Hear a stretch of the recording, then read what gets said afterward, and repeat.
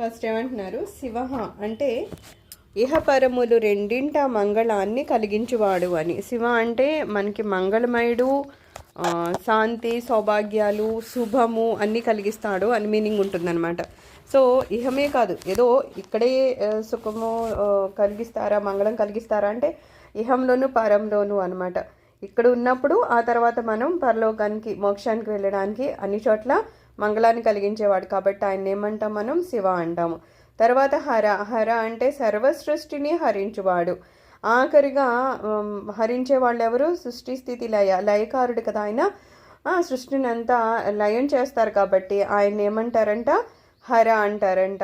తర్వాత మృడ అంటే సజ్జనులకు సుఖమును కలిగించువాడు. సజ్జనులు అంటున్నారు, అందరికీ సమానంగానే స్వామి చూస్తారు. మామూలుగా అయితే ఆయన దృష్టిలో పక్షపాతం అనేది ఏమి ఉండదు. కానీ ఎవరైతే సజ్జనుగా తనని మార్చుకుంటారో, తన కర్మల్ని ఇంకా ఇంకా మంచిగా చేసుకుంటూ పోతారో, వాళ్ళు ఎవరైతే స్వామివారి పాదాలని పట్టుకుంటారో శివుడు ఏం చేస్తారంటే వాళ్ళ పాపాలు ఏమున్నాయో వాటిని క్షీణింపచేస్తూ వాళ్ళకి సద్బుద్ధిని ఇంకా ఇంకా పెంపొందించ చేస్తూ, అలాగే సన్మార్గంలో నడవడానికి ఎవరు సహాయం కావాలో గురువులు అది అవన్నీ ఇస్తూ వాళ్ళకి సజ్జనులకు ఇంకా ఇంకా సన్మార్గాన్ని చూపిస్తూ ఇంకా సుఖాన్ని కలుగు చేస్తూ ఉంటారంట. అందుకని ఎందుకు దేవుడిని నమ్ముకోవాలి, దేవుడి చెయ్యి ఎందుకు పట్టుకోవాలి అంటే మనకి ఏం పాపాలు చేసాము ఈ జన్మలో చేయకపోవచ్చు, ఈ జన్మలో తెలిసి పెద్దగా పాపాలు చేసి ఉండకపోవచ్చు, లేకపోతే మనము చేస్తున్నా తెలియని కొన్నిసార్లు ఉంటాయి కదా. ఏదో నడుస్తుంటే కూడా మనం ఏదో మన కాళ్ళ కింద చీమలు అవి చనిపోతాయి అంటారు. అవన్నీ మనం ఎక్కడ లెక్కలు చూస్తాం తెలియదు కదా. వంటలు చేస్తున్నాము, కనిపించని క్రిములు ఎన్నో చనిపోతూ ఉంటాయి. ఇలాగా మనకు తెలియని చాలా పాపాలు జరుగుతూ ఉంటాయి. మరి అక్కడి నుంచి మనము అవన్నీ క్షీణింప చేసుకోగలమా? లేము. కానీ ప్రతి దానికి కర్మఫలం మనం అనుభవించాలి కదా. మరి కర్మఫలాన్ని అనుభవించుకుంటూ పోతే ఇంకా మనం ఇంకెప్పుడో కష్టాల్లోనే ఉంటాం. అందుకని ఎప్పుడైతే స్వామి ఇంకా నా వల్ల కాదు, నన్ను కడతేర్చు అని స్వామివారి పాదాలు పట్టుకుంటామో అప్పుడు ఏం చెప్తున్నారు? ఆయన మనకున్న దుఃఖాలని తీసి సుఖాలని కరిగిస్తూ ఉంటారనమాట. అందుకని సజ్జనులుగా ఉండడం చాలా అవసరం అనమాట. తర్వాత నామం ఏంటి? రుద్ర అంటే భయంకరమైన బాధాకరమైన సంసార దుఃఖ సమూహాన్ని నశింపజేయువాడు. ఈ సంసార దుఃఖాన్ని ఎవరైనా నశింపజేస్తారంటే కేవలం భగవంతుడు మాత్రమే. మనం ఈ సంసార సాగరాన్ని దాటేస్తామా అంటే ఏ పరిస్థితుల్లో దాటలేము. డబ్బులు ఉన్నవాడు దాటుతాడా అంటే డబ్బులు ఉన్నవాడు దాటలేడు. ఎందుకంటే డబ్బులు అయితే ఉండొచ్చే అతని చేతిలో, ఆరోగ్యం అతని చేతిలో ఉండదు. పరిసర ప్రాంతాలు కానీ పరిసరాల్లో ఉన్న వ్యక్తులు కానీ తమ సొంత బిడ్డలే తమకి అనుగుణంగా ఉంటారా అంటే ఉండకపోవచ్చు. అలాగే ఎన్ని రకాలు ఏ వ్యక్తి కూడా ఈ సంసార సాగరాన్ని భగవంతుడి చేత పట్టుకోకుండా దాటేశానని చెప్పగలరా అంటే ఎవ్వరూ చెప్పలేరు. అందుకని ఏమంటున్నారు? ఇది భయంకరమైన సంసార సాగరాన్ని దాటడానికి ఎవరు సహకరిస్తారో అలాంటి ఆయన్ని మనం రుద్రుడు అంటామన్నమాట. అందుకని ఆయన పేరు రుద్ర.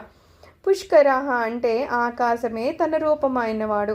ఆయన ఆకాశమే అని ఎందుకు అంటాం అంటే ఆకాశము అంటే ఆకాశం లేని స్థితి ఎక్కడా ఏమీ ఉండదు, అంతటా వ్యాపించి ఉంటుంది.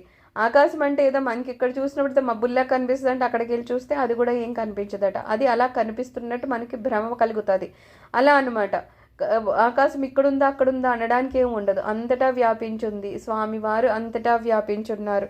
అందుకని ఏమంటున్నారు? ఆకాశమే తన రూపంగా ఉన్నారు. పంచభూతాలు ఆయన రూపాలే, ఇక్కడున్న ప్రతి ప్రాణి ఆయన రూపమే, అలాగే ఆకాశం కూడా ఆయన రూపమే. కాబట్టి ఇక్కడ ఏమంటున్నారు? ఆకాశమే తన రూపం కాబట్టి ఆయన్ని పుష్కర అంటున్నారట. నెక్స్ట్ పుష్పలోచన అంటే పుష్పాల వలె కృపా సుగంధాలను ప్రసరించు నేత్రాలు కలిగిన వాడు. ఆయన నేత్రాల నుండి ఎప్పుడు కృప మన మీద కరుణ దయ చూపిస్తూ ఉంటారు స్వామివారు కదా. అలాగే ఆయన 3 కన్నులు వేటికి ఉంటాయి? సూర్యచంద్రులను పుష్పవంతులని అంటారు. అట్టి సూర్యచంద్రులే నేత్రాలుగా కలవాడు. దివారాత్రములు రెండుట దయా సుగంధాన్ని ప్రసరించు నేత్రాలు గలవాడు. ఆయనకి 3 కన్నులు ఉన్నాయి కదా. అందులో ఒక కన్ను సూర్యుడైతే, ఒక కన్ను చంద్రుడైతే, 3వ కన్ను అగ్ని అని చెప్పుకుంటాం కదా. అలాగే ఈ 2 కళ్ళు సూర్యుడు చంద్రుడిగా ఉంటాయి. మనకి పగలంతానేమో సూర్యుడు రూపంలో మనల్ని కాపాడుతున్నారు, రాత్రి అంతానేమో చంద్రుని రూపంలో మనల్ని కాపాడుతున్నారు. ఆయన 2 కళ్ళు సూర్యచంద్రులుగా ఉన్నారు కాబట్టి ఈయన మనం ఏమంటామంట? పుష్పలోచన అంటామంట. ఇలాగా పుష్పాలు ఎలా అయితే ఎప్పుడు ఒక సుగంధ ద్రవ్యాన్ని లేకపోతే సుగంధాన్ని మనకి అంతా ప్రసరిస్తూ మనకి ఆ వాసననిస్తూ ఉంటాయో, అలాగే స్వామివారు పగలవని రాత్రవని ఏదో రూపంలో మనకి ఆయన నుంచి కరుణ అనే ఆ సువాసనని మన మీద వెదజల్లుతూ ఉన్నారంట. ఆయన ప్రతి క్షణం మనల్ని కాపాడుతూ ఉంటారు కాబట్టి మనం ఇలా బ్రతకగలుగుతూ ఉంటాం. ఒక్క క్షణము మనకి ఒక కథలో చెప్తారు కదా, అమ్మవారు ఆయన కళ్ళు ఇలా మూసారు అంతే, మూడో కన్ను తెరవడము, ప్రళయం రాయడము, అంత అస్తవ్యస్తం అయిపోవడము అలా అయిపోయిందనమాట. అందుకని స్వామివారు పాపం ఒక క్షణము కన్ను కూడా ఆర్పరు అని మనకి పూరి జగన్నాథ స్వామి కళ్ళు అందుకే గుండ్రంగా ఉంటాయి. ఎందుకంటే ఆయన కన్ను రెప్పే వాలిస్తే మన పని ఏమైపోతుందో తెలీదు. అందుకని వాళ్ళంతా దయామయంగా ఉంటారనమాట. సో ఏమంటున్నారు, ఏదో రూపంలో పగలవని రాత్రవని ఎప్పుడు స్వామివారు మన మీద ఆ కరుణ అనే సువాసనని ఎప్పుడు వెదజల్లుతూనే ఉంటారట. అర్ధిగమ్య అంటే కోరికలు కలవారు అర్ధులు అట్టివారికి చేరదగినవాడు, అనగా అందరి కోరికలను తీర్చువాడు అని భావము. ఎవరికన్నా కోరిక ఏది ఉన్నా సరే ఆ కోరికను తీర్చమని ఎవరిని అడగగలము? ఏదో చిన్న చిన్న సహాయం అయితే ఎవరన్నా మనుషులు 1-2 సార్లు చేస్తారేమో, కానీ ఎప్పుడు ఏదైనా అడగాలి అంటే మాత్రం కేవలం ఆ శివుడే ఉంటారు కదా. అందుకని ఏమంటున్నారు, అర్థించే వాళ్ళకి ఏమి అర్థిస్తున్నారో దాన్ని ఇచ్చేవాడు అర్ధిగమ్య. అందుకని శివుడు. అయితే అర్థించడం అంటే కేవలం కోరికలు అంటే ఇహలోకంలోని కోరికలే అవసరం లేదు. ఏదో పెళ్ళి కావాలి, డబ్బులు కావాలి, పిల్లల చదువులు కావాలి ఇట్లాగా అడగడమే అనేది అంతగా జ్ఞానము రానిక ముందు చేసే కోరికలు. కానీ స్వామి మోక్షాన్ని ప్రసాదించు అనే ఆ కోరిక కూడా ఎవరు తీర్చాలంటే మళ్ళీ స్వామివారే. స్వామి మీ భక్తి కావాలి నాకు అని అడిగి అది కూడా అదే స్వామినే అడగాలి. ఎందుకంటే స్వామివారి దయ లేకుండా మనం భక్తి చేయలేము. స్వామివారి దయ లేకుండా ఆ స్వామివారి నామం పలకలేము. ఆ స్వామి ఉండే ఆ గమ్యస్థానాన్ని, ఆ మోక్ష స్థానాన్ని మనం చేరలేము. అందుకని నువ్వు ఇహలోకం దావని పరలోకం దావంది ఎక్కడ కోరికలైనా నువ్వు ఎవరినన్నా అడగాలి. దానికి ఒక గమ్యం ఏమన్నా ఉంది అంటే అది ఆ శివుడే. కాబట్టి ఆయన్ని మనం అర్ధిగమ్య అంటామట. తర్వాత ఏంటి, సదాచార అంటే ఉత్తమమైన స్థిరమైన ఆచారము నడవడిక గలవాడు. ఇక్కడ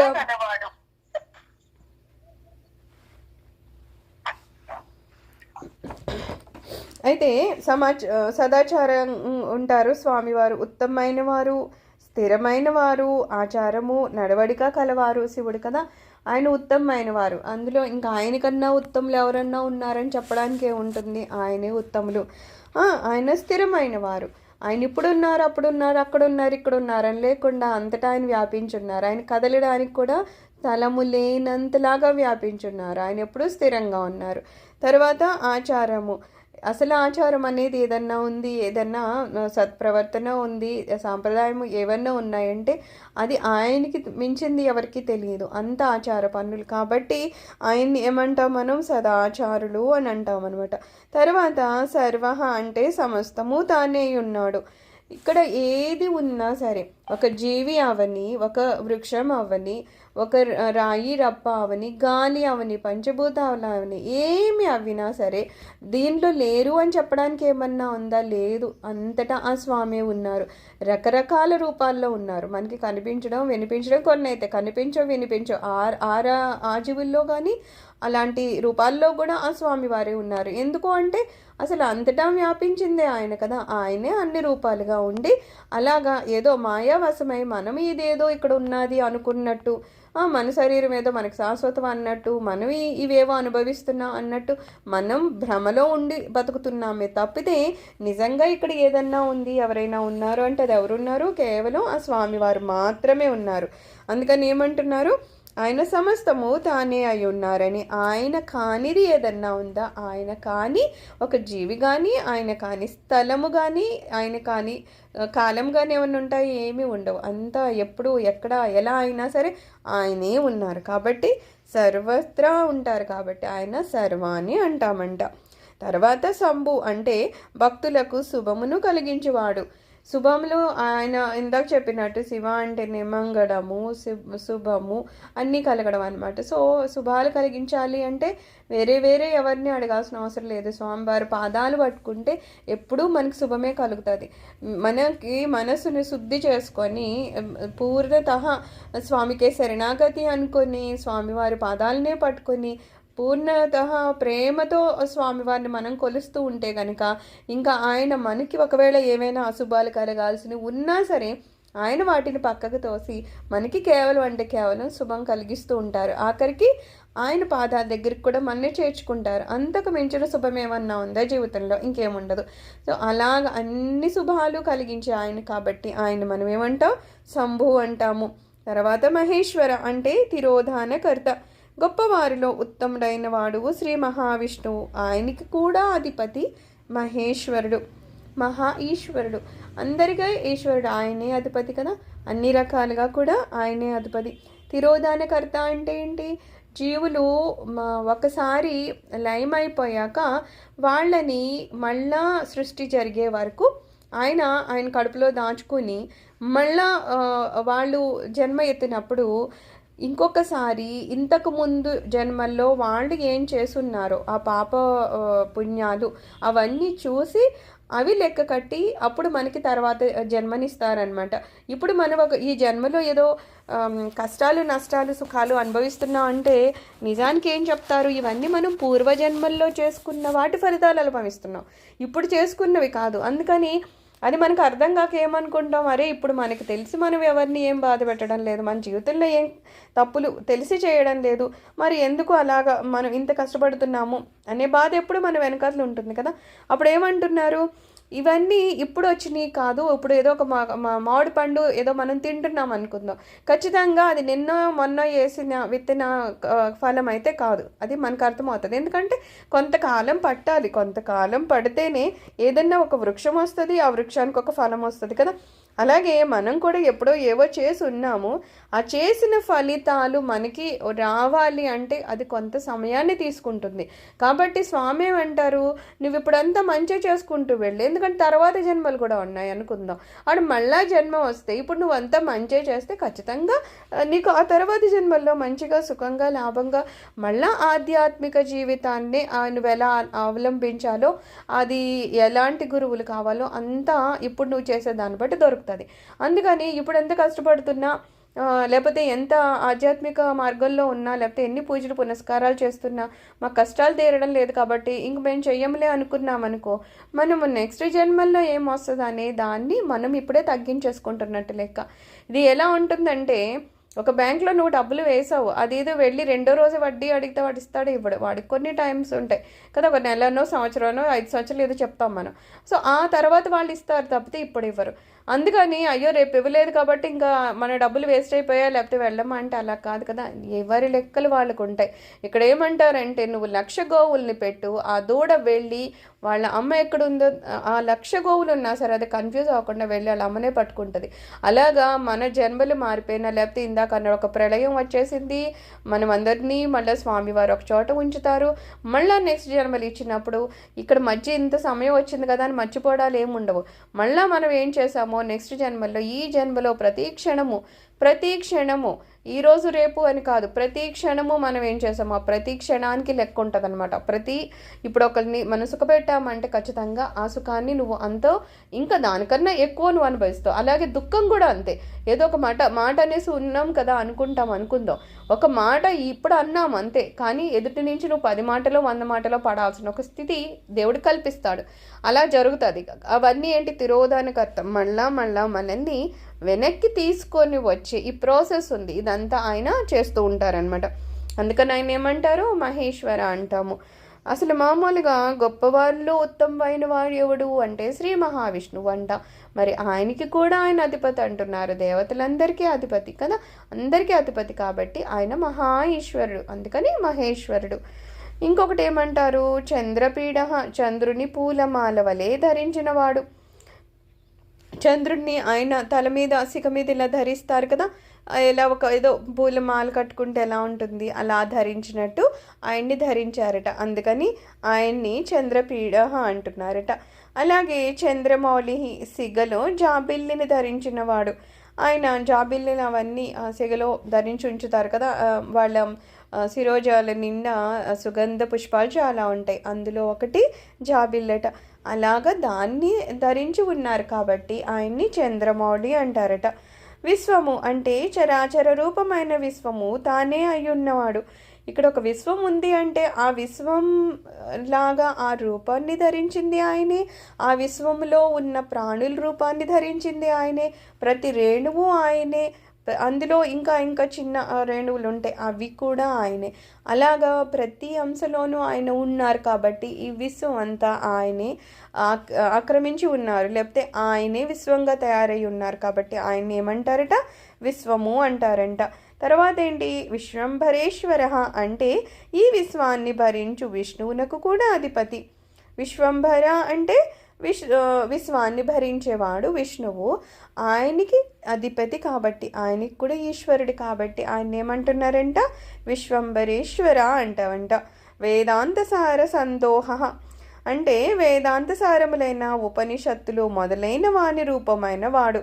వేదాలు వేరా అంటే ఏమి వేరు కాదు, వేదాలు కూడా భగవంతుని రూపాలే. అందులో నుంచి ఉపనిషత్తులు వచ్చాయి, అవి కూడా స్వామి. అందులోంచి ఏవో శ్లోకాలు వచ్చాయి, అది కూడా స్వామి. ఆ శ్లోకాల్లోంచి మంత్రాలు వచ్చాయి, అది కూడా స్వామి. మంత్రుల్లో ఒక నామం ఉంటుంది, అది కూడా స్వామి.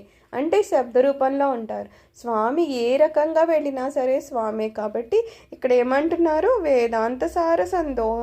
వేదాల్లో ఏదన్నా ఒక సారం ఉంది, అందులో ఏమన్నా చెప్పారంటే దేని గురించి చెప్తారు, భగవంతుని గురించే చెప్తారు కదా. సో ఆ సారము ఆయనే, వేదాలు ఆయనే, అందులో సారము ఆయనే, ఇదంతా ఆయనే. కాబట్టి ఆయన ఏమంటున్నాము, వేదాంత సార సందోహ అంటారట. తర్వాత ఏంటి, కపాలి అంటే బ్రహ్మ కపాలాన్ని చేత ధరించినవాడు. ఒకప్పుడు బ్రహ్మకి 5 తలలు ఉంటాయి కదా, ఆయన ఒకసారి శివునితో కొంచెము ఆగ్రహంగా ప్రవర్తిస్తారు చేసినప్పుడు, అప్పుడు ఈయన దక్ష యజ్ఞంలో అప్పుడు ఈయన 5వ తలని తుంచుతారనమాట. తుంచినప్పుడు ఆ వేలికి ఆయన కపాలం అంటుకుపోయి ఉంటుంది, బ్రహ్మ కపాలం. అది వదిలించుకోవడానికి ఆయన ఎక్కడెక్కడెక్కడికో తిరుగుతారు, ఆఖరికి కాశీ వస్తే అప్పుడు ఆ బ్రహ్మ కపాలం పోతుంది. సో అలాగా ఆయన చేతిన బ్రహ్మ కపాలం ఉంటుంది కాబట్టి, ఉన్నది కాబట్టి ఆయన ఏమంటున్నారట, కపాలి అంటున్నారంట. తర్వాత నీలలోహిత అంటే నలుపు ఎరుపు కాంతులు కలవాడు. ఇక్కడ ఏం చెప్తారంటే, మామూలుగా అయితే స్వామివారేమో ఎరుపు రంగులో ఉంటారు, అంటే చాలా తెల్లగా స్ఫటిక రంగుల్లో అలాగా ఎర్రగా ఉంటారట. అమ్మవారు నలుపుగా, కాళీమాత అంటాం కదా, అలా ఉంటారట. అయితే ఈ 2 కలిపి అని ఎందుకు అంటున్నారు అంటే, అమ్మవారు అయ్యవారు ఆ పక్కన ఉన్నప్పుడు ఒక్కడి ప్రతిబింబం ఒక్కడి మీద పడినట్టు, లేకపోతే అర్ధనారీశ్వర అంటే కూడా సగం సగం ఉంటారు కదా, అలా కూడా ఒకళ్ళకి వేరే వేరు కాకుండా ఉంటారు అని చెప్పడానికి కూడా నీలలోహిత అంటాం అనమాట. ఒకళ్ళు నీలంగాను ఒకళ్ళు లోహిత రూపంలోనూ ఉంటారు కాబట్టి నలుపు ఎరుపు కాంతులు 2 ఆయనకే వర్తిస్తాయి. అమ్మవారు అయ్యవారు 2 కాంతులు ఆయనకే వర్తిస్తాయి, అందుకని ఆయన్ని నీలలోహిత అంటారట. ధ్యానాధార అంటే ధ్యానం చేయువారికి ధ్యేయంగా ఆధారమైన వాడు. ఎవరు ధ్యానం చేస్తారో ఆయనకి ఎవరి కోసం చేస్తారు, ఈయన కోసమే కదా. సో ఎవరుగా ధ్యేయం ఎవరు, స్వామివారే. ఆధారం ఎవరు, స్వామివారే. సో ఎవరైతే ధ్యానం చేస్తున్నారో వాళ్ళకి ధ్యేయంగా స్వామివారే ఉంటారు కాబట్టి ఆయనకి వాళ్ళకి ఆ ధ్యేయానికి కూడా ఆధారంగా స్వామే ఉన్నారు కాబట్టి స్వామివారిని ఏమన్నారట, ధ్యానాధార అంటున్నారట. అపరిచ్ఛేద్య అంటే కాలాదులచే విభజింపరాని వారు. ఆయన్ని ఏ రకంగా అన్నా మనం విభజించగలమా, ఏ రకంగానే విభజించలేము. ఇందాక చెప్పినట్టు ఆయన పరిమాణంలో కూడా ఇంత అంత అని చెప్పలేము, అంతా ఆయనే ఉన్నారు. కాలంలో ఈరోజు ఉన్నారు రేపు లేరు అలా లేదు, ఏ కాలంలో అయినా ఆయనే ఉన్నారు, ఎక్కడైనా ఆయనే ఉన్నారు, ఎంతైనా ఆయనే ఉన్నారు, అన్ని రూపాల్లో ఆయనే ఉన్నారు. సో ఇది అని అనడానికి ఏమీ విభజించడానికి పనికొస్తుందా అంటే ఎక్కడ ఎలాగూ పనికి రాదు. అందుకని ఆయన ఏమంటున్నారంట, అపరిచ్ఛేద్య అంటున్నారంట. తర్వాత గౌరీ భర్త అంటే గౌరీదేవికి భర్త. అమ్మవారి పేరు గౌరీమాత అని కూడా ఉంది కాబట్టి గౌరీమాతకు కూడా భర్తగా ఉన్నారు కాబట్టి ఆయన గౌరీ భర్త అని అనిపించుకుంటారట. గణేశ్వర ప్రమద గణములకు అధిపతి. గణేశ్వర అంటే మనం గణపతి అని అంటాము. అయితే ఈ ప్రమద గణములకు శివుడు కూడా అధిపతి, లేకపోతే ఇదే ఆయన పేరు అని కూడా చెప్తున్నారనమాట. సో గణేశ్వర అనే ఇంకొక పేరు శివుడికి కూడా ఉందన్నమాట. తర్వాత అష్టమూర్తి, ఇక్కడ ఆయన 7 మూర్తులుగా ఉంటారు కదా. అది ఎవరు? సర్వుడు, భవుడు, రుద్రుడు, ఉగ్రుడు, భీముడు, పశుపతి, ఈశానుడు, మహాదేవుడు అని ఈ 8 మూర్తులలో అందరినీ కనిపించేవాడు, లేదా నేల, నింగి, ఆకాశం అనే 5 తత్వాలు కలవాడు. సూర్య, చంద్రులు మరియు ఆత్మ లేకపోతే యజమాని అని 8 రూపాలు కలవాడు. ఆయనకి అష్టమూర్తి అంటే 8 రూపాలు, ఇప్పుడు చెప్పిన ఆ 8 రూపాల్లో ఎలాగో ఉంటారు. అది కాకుండా మనకి ఈ పంచభూతాల్లో కూడా స్వామి ఉంటారు కదా. ఆ పంచభూతాలలో ఉండి ఇంకా ఏమంటున్నారు? సూర్యచంద్రులుగాను మరియు ఆత్మగా కూడా స్వామి ఉంటారు అంటున్నారు. మనలో ఉన్న ఆత్మ, మన శరీరం పంచభూతాలతో ఉంటుంది. అవి సూర్యచంద్రుడు. ఇక్కడ మనకి పగలు రాత్రుల్లో ఉండేవాళ్ళు, అలాగా ఈ 8 రూపాల్లో కూడా స్వామివారు ఉంటారు. అంటే మనకు కూడా మనం కనెక్ట్ చేసుకోవచ్చు. మనలో కూడా స్వామి ఇన్ని రూపాల్లో ఉంటారనమాట. తర్వాత ఎవరు? విశ్వమూర్తి అంటే ఈ ప్రపంచమే తన రూపంగా కలవాడు. విశ్వమే ఆయన కాబట్టి ఇంకా ఆయన రూపము విశ్వమే అయి ఉంటుంది. లేకపోతే విశ్వమే ఆయన, ఆయనే విశ్వం, రెండిట్లో తేడా ఏం లేదు. కాబట్టి ఆయన ఏమంటున్నామంట? విశ్వమూర్తి అంటున్నామంట. త్రివర్గ అంటే ధర్మార్థ కామములను త్రివర్గము అంటారు. వాని స్వరూపుడు లేదా వానిని భక్తులకు కలిగించువాడు. ధర్మము, అర్థము, కామము ఈ 3 ఉన్నాయి. మోక్షం అనేది ఇక్కడ చెప్పలేదు, ఎందుకంటే ఇవి అన్నీ ఒక దానికి వెళ్తాయి. ధర్మము, అర్థము, కామము అనేది ముందు వెళ్తాయి. ఇవి అన్నీ దాటాకనే మోక్షం అనేది. అయితే ఎందుకు చెప్పలేదు అంటే ఇక్కడ ఏమంటారంటే ఈ 3 మనం చేసిన దాన్ని బట్టి స్వామి ఇస్తారట. కానీ మోక్షం అనేది మాత్రం మనిషి ఎలాంటి వాడైనా స్వామి కావాలి అనుకుంటే మనల్ని మోక్షానికి తీసుకొని వెళ్ళిపోతారంట. అది పూర్తిగా ఆయన చేతుల్లో ఉంటుందంట. అంటే యువతని వాడు సద్బుద్ధితో ఉండడా, సత్ప్రచారం చేయరా అట్లా అంటే ఏమంటారంటే ఇతని దాన్ని బట్టి కూడా ఉంటుంది. కానీ ఇలాగే అని చెప్పడానికి ఏముండదు. ఇప్పుడు మనము వీళ్ళ కొంతమంది భక్తుల గురించి చూస్తూ ఉంటాం కదా.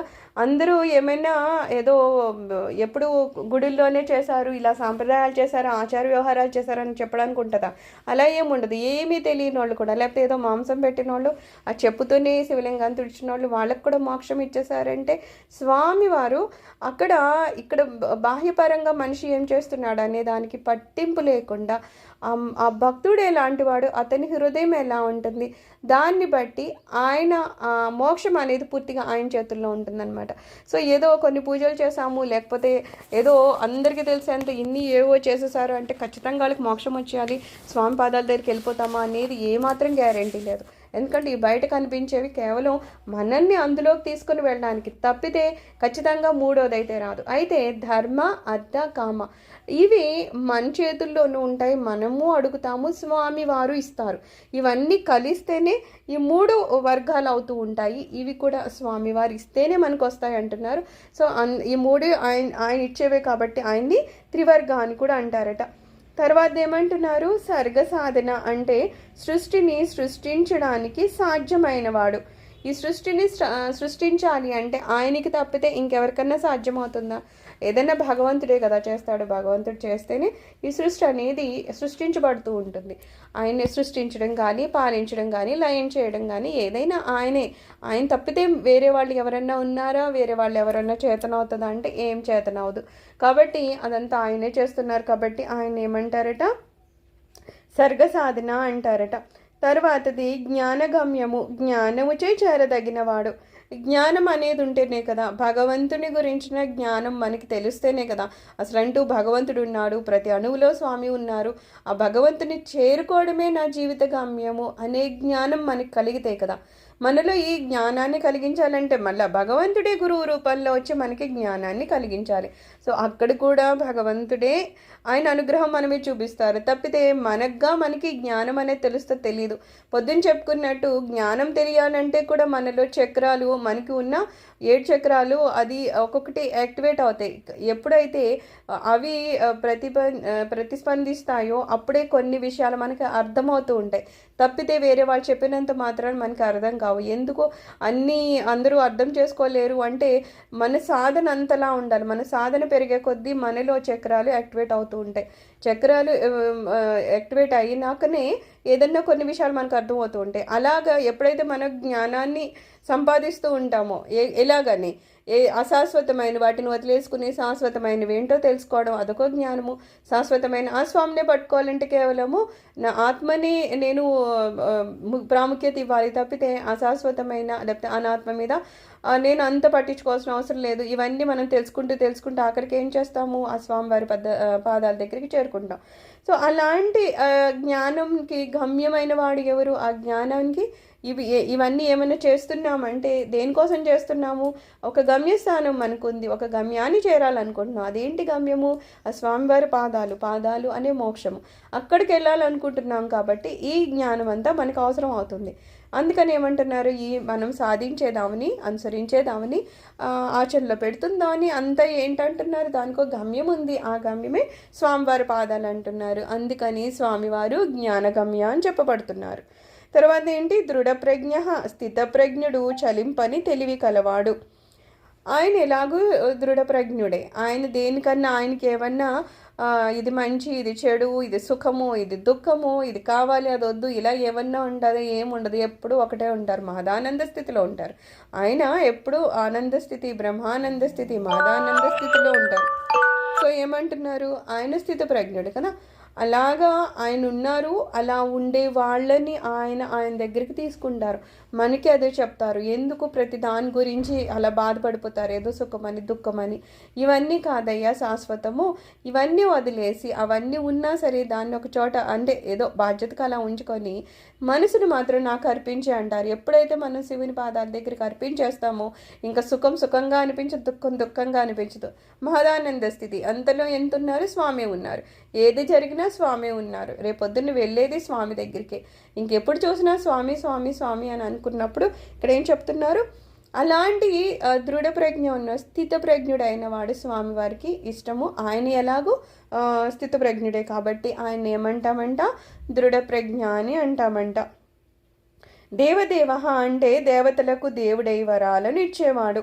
ఇక్కడ దేవుడు ఇలాగా ఎందుకంటున్నారంటే దేవతలు అనేవాళ్ళు ఎక్కువ ఉంటారట, దేవుడు అనేవాళ్ళు ఒక్కడే. అందుకని దేవతలు అంటే ఇంకా ఇంకా సముదాయాలు. ఇప్పుడు మనం డబ్బులు అడిగామంటే డబ్బులకు ఒక అధిపతి, ఒక దేవత ఉంటారు.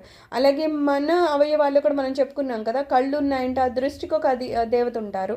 అలాగే శ్రవణానికి ఒకళ్ళు ఉంటారు. అలాగే మన శరీరంలో అవయవాలు పనిచేస్తున్నాయంటే దానికి ఏ శక్తి కావాలో ఆ శక్తిని ఇచ్చేవాళ్ళు. రోజు మనకి సమయానికి ఆకలి వస్తుందంటే అక్కడ ఏదో జఠరాగ్ని వస్తుంది అంటే అక్కడ ఒక దేవత, అదో శక్తి అక్కడ ప్రేరేపిస్తుంది. అలాగా మనలో కూడా ఎందరో దేవతలు అనమాట. ఇంతమంది దేవతలకి ఒకటే దేవుడు ఉంటాడంట. దేవుడు మాత్రం ఒక్కడే ఉంటాడంట. ఆ దేవుడు మిగిలిన ఈ దేవతలందరికీ ఆయన అధిపతిగా ఉంటారనమాట. సో అందుకని ఏమంటున్నారు, దేవదేవ అని అంటున్నారంట. ఈ దేవతలకి ఆయన దేవుడయ్యి ఆయన వరాలు కేవలం మనుషులకే లేకపోతే జీవజంతువులకే ఇస్తారంటే కాదు, దేవతలకు కూడా ఆయన వరాలు ఇస్తారు. దేవతలకు కూడా ఏమైనా కావాలంటే వాళ్ళు వెళ్ళి మళ్ళీ దేవుడిని అడుగుతారు. దేవుడు అంటే మహాదేవుడు. ఆయన్ని అడిగినప్పుడు ఆయన ఇస్తారట. అందుకని ఆయన్ని దేవదేవ అంటున్నారట. త్రిలోచన అంటే 3 నేత్రాలు కలవాడు. ఒకటి సూర్యుడు, చంద్రుడు, అగ్ని అని చెప్పేసి ఆయనకి 3 నేత్రాలు ఉంటాయి కదా, అందరికీ ఉండవు, ఆయనకు ఉంటాయి. సో అలాగా 3 నేత్రాలు ఉన్న ఆయన కాబట్టి ఆయన్ని త్రినేత్రుడు అని చెప్తారంట. ఇందా చెప్పుకున్నట్టు మనం ఈ సూర్యుడేమో పగలు అంతా మనల్ని ఆ రూపంలో మన మీద కరుణ చూపించడం, చంద్రుడు అంటే రాత్రి అంతా ఆ రూపంలో మనకు కరుణ చూపించడం, అగ్ని అంటే మన యజ్ఞాలు అవి అనుకోవచ్చు. ఆ రూపంలో అగ్ని లేకుండా జరగదు కదా, పంచభూతాలు అవి లేకుండా మనకి జీవితాన్ని జరుగుబాటు అవుతుందా, ఏం అవ్వదు. ఆ రూపాల్లో కూడా స్వామివారే ఉండి మన మీద కరుణ చూపిస్తూ ఉంటారు కదా. అందుకని స్వామిని ఏమంటారట, త్రిలోచన అంటారట. వామదేవ అంటే సర్వాంగ సౌందర్యము కల దైవము. దేవుళ్ళందరిలోనూ చాలా అందంగా ఎవరు ఉంటారు అంటే శివుడే ఉంటారని చెప్తారట. ఎంతలా ఉంటారు అంటే ఒక కథలో అయితే బ్రహ్మదేవుడు కూడా ఈయన ఇంత అందంగా ఉన్నాడు అని చూశాడు అని చెప్తారనమాట. అంటే అంత అందంగా ఉంటారు. మనకి ఏంటంటే బాలకృష్ణుడు అది వీళ్ళు అందంగా ఉంటారు అనేది మనం వింటూ ఉంటాం, కానీ నిజానికి దేవుళ్ళు ఎవరిలో అందంగా ఉన్న ఆయన ఉన్నారు అంటే మన కామేశ్వరుడు, మన శివుడు అనమాట. సో అందుకని ఆయన ఏమంటారట, వామదేవ అంటారట. మహాదేవ అంటే సర్వోత్కృష్టుడైన దేవుడు, ఉత్కృష్టుడు, అందరిలోనూ గొప్పవాడు. ఇంకా ఆయనే సృష్టించారు, ఆయనే స్థితి లయకర్త అన్నీ ఆయన చేస్తున్నప్పుడు ఇంకా ఆయన్ని మించిన వాళ్ళు ఎవరు లేనప్పుడు ఖచ్చితంగా ఆయనే కదా ఉత్కృష్టుడు, అందరికన్నా గొప్పవాడు ఆయనే కదా. అందుకని ఆయన ఏమంటున్నాము, సర్వోత్కృష్టుడు అంటున్నాం, అందరికన్నా గొప్పవాడు అని చెప్పి ఆయన అంటామట. తర్వాత పటు అంటే సర్వ విధములా సమర్థుడు. సమర్థత ఉండాలి కదా, ఏదన్నా ఒక పని చేయాలంటే సమర్థత ఉండాలి. ముందు అది చెయ్యగలిగే ఆ సమర్థత ఉంటేనే వాళ్ళు అది పని చేయగలుగుతారు. సమర్థత లేకపోతే పని చేసినా దాంట్లో అంత అందం రాదు, చేయాల్సినట్టుగా జరగదు.